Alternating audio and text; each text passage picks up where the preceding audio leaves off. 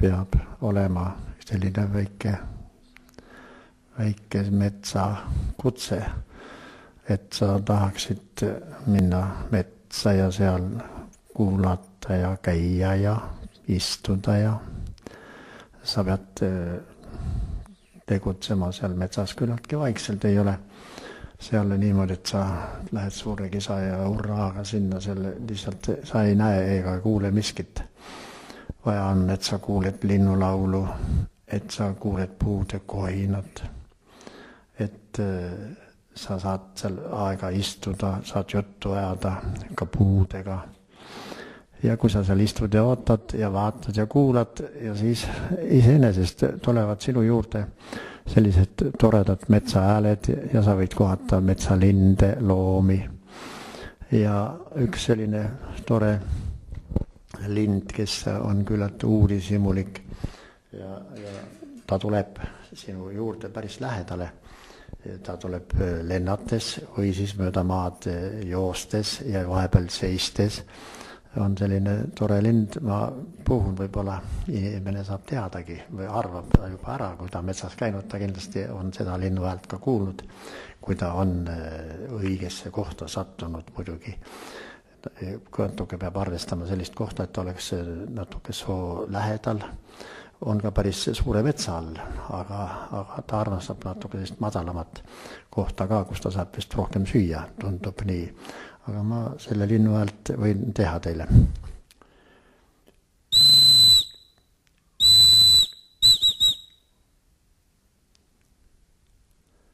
See on nüüd vana linnu hääl, aga siis noored linnud teevad natuke teistmoodi häält ja see ongi nende kutsung, nad saavad nende häälitsuse peale tulevad kokku ja nad on uudishimulikud.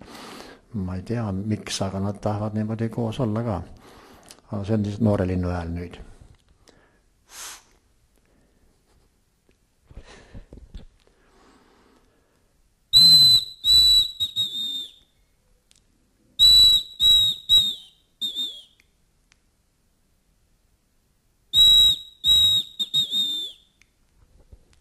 Need on toredad linnud ja jahilinnud.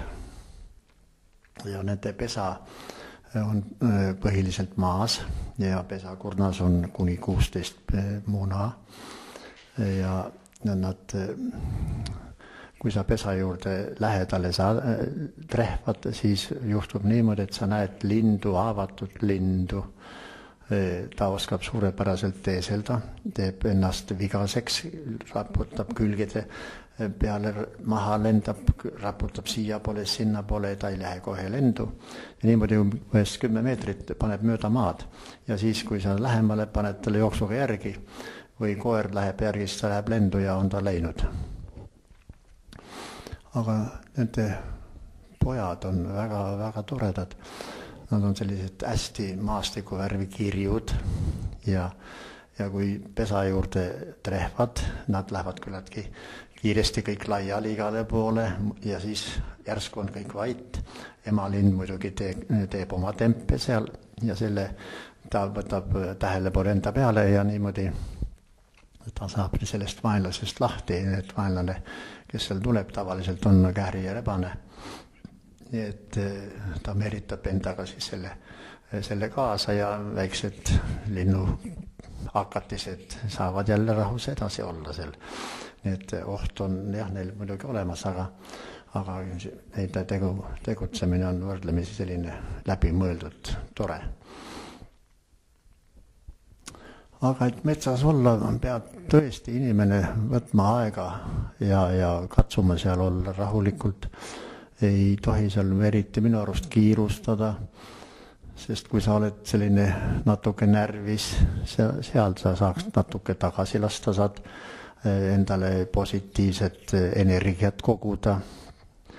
Ja kui sa leiad sellise puu, mis sinule eriti meeldib, tähendab, see annabki sulle positiivset energiat ja seal puu juures sa võid teda ju kallistada ja puu juures juttu ajada. Ja siis edasi jälle liikuda, aga selliseid kohti on metsas, kus on tõesti ei kasva isegi puud, on sellised mõned lagendikud, seal on mingisugune negatiivne energia, mis mõjub ka puudele nii, et nad seal ei kasva ega midagi, aga see koht on, neid kohti on, ma olen nende kohtade juures olnud, aga ega nende juures pikalt ei taha seista ega ka vaadata, sest seal tundub, et seal midagi on natuke teistmoodi, mis inimesele päris hästi ei sobi. See tähendab siis, et ikka negatiivsed laengud ikka on olemas küll.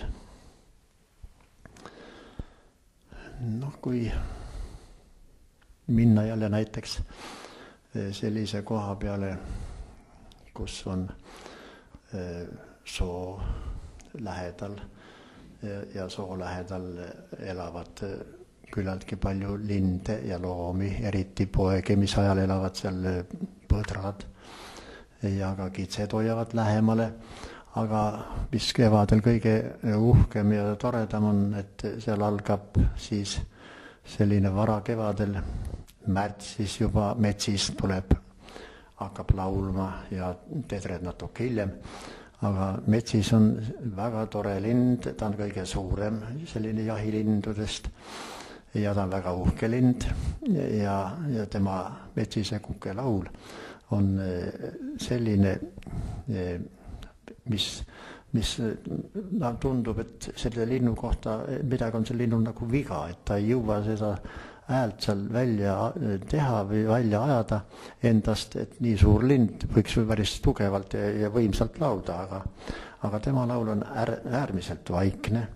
See kostab kõige kaugemal, ütleme 200 meetrit ja kui sa ei ole harjunud seda kuulama, aga sa eriti ei kuulegi, pead juba lähemale olema jõudnud, et aru saada, et tõesti on tegemist metsisega. Ehk mõttus, nimetatakse ka mõttuseks.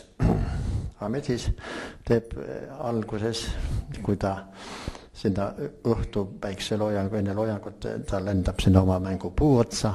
Tavaliselt on need männipuud ja ta keset võrra seal enam-vähem seisab öö läbi ja puhkab ja hommikul vara pimedas juba ta hakkab laulma. Ja tema laul on selline. Alguses teeb ta ettevaatlikult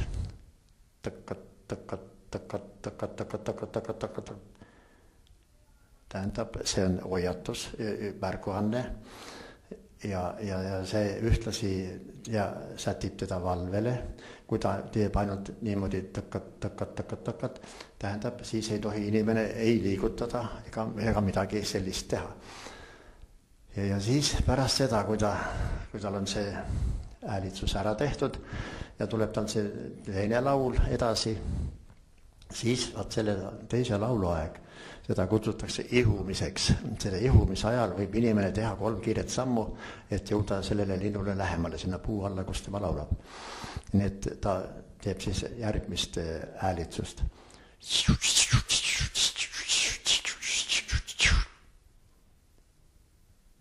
Siis on kuigi palju vahet, seisab, no ütleme üks pool minutit või see hakkab uuesti pihta.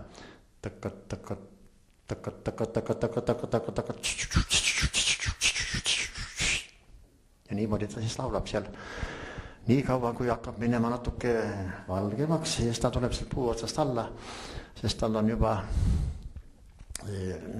daamid kogunenud sinna mänguplatsi ümber ja siis ta lendab nende juurde, siis seal hakkab veel uuesti laulmine ja ülejäänud toimetus pihta. Nii et ta ka maas laulab edasi ja ta on maas küllaltki väle liikuma. Ma olen juhtunud ühe mänguplatsi ajal niimoodi, et ta tuli minust 1,5–2 meetri kauguselt mööda ja seisame mõlemad. Mul oli maastikuvärvi riided seljas, ta ei saanud aru vist, et ma mõni puu olen või miskit või põõsas. Ja seisib ja vaatas ja mina ei liigutanud, mul ei olnud kahjuks fotoaparaadi kaasas. Oleks saanud väga lähedalt ilusa pildi, aga ta läks siis minust mööda ja läks vaatama oma daamisid ja uuris neid seal, nii et on küllaltki selline lind, kes on selle mängu ajal võrdlemisi kartmatu ja siis neid langeb võrdlemisi palju ka ilvese ja kährikute ohvriks ja rebase ohvriteks. No nii, see on siis selline tore lind metsas meil.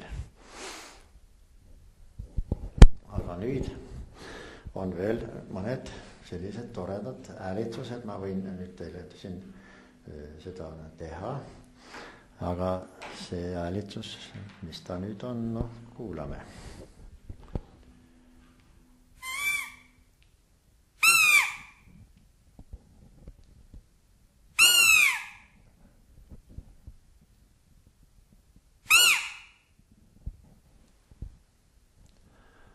Umbes niimoodi teeb metskitse tall ja see tall annab märku, kus tema on ja tavaliselt on niimoodi, et ema tuleb, otsib need talled üles ja saab siis pere jälle uuesti kokku. Aga on ka teine hääl, mis ütleb hoopis midagi muud. See tuleb nüüd.